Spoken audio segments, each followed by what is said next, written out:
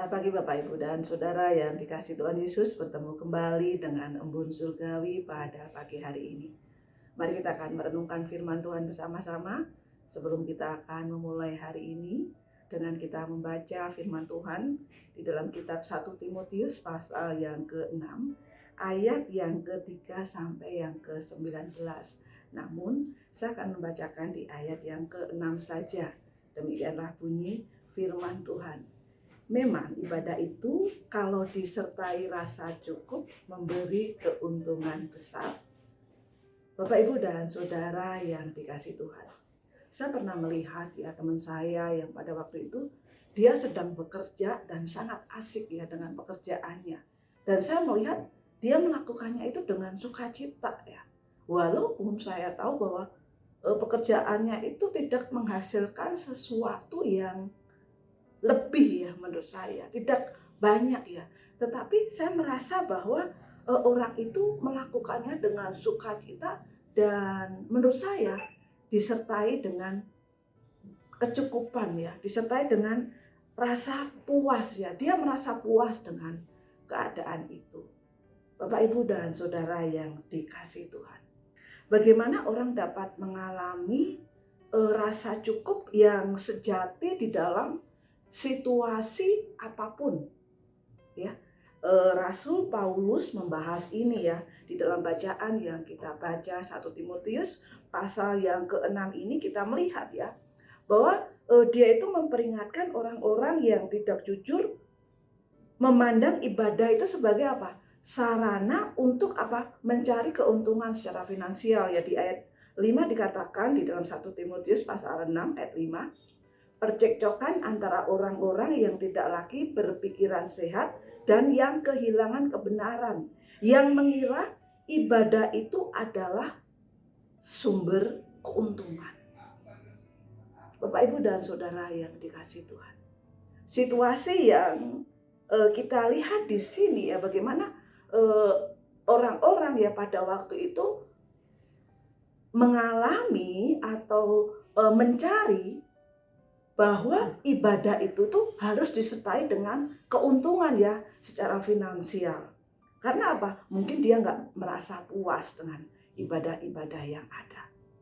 Kemudian kita melihat lagi di dalam yang kedua adalah sebuah kesalahan yang lain yang kadang-kadang kita melihat pada zaman sekarang ini, sadar atau tidak kadang-kadang kita sebagai umat Kristiani meyakini atau istilahnya kadang-kadang ibadah ditambah uang itu adalah kombinasi yang membawa kemenangan.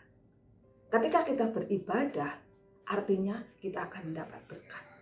Ketika kita beribadah artinya pundi-pundi kita akan ditambahkan karena kita sudah merasa sudah berdoa, kita sudah merasa sudah melakukan apa yang seharusnya kita lakukan di dalam kehidupan kita sebagai umat Allah.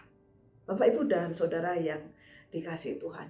Nah, di sini Paulus membetulkan kesalahan yang sudah saya sampaikan tadi bagaimana dia mengungkapkan bahwa kombinasi kemenangan yang sejati itu memang ibadah. Tetapi dikatakan di dalam ayat yang ke-6, memang ibadah itu kalau disertai rasa cukup memberi keuntungan yang besar. Bapak, Ibu, dan Saudara yang dikasihi Tuhan, ibadah kalau kita melihat di dalam bahasa aslinya itu bukan hanya seperti ibadah secara lahiriah, tetapi ibadah kesalehan.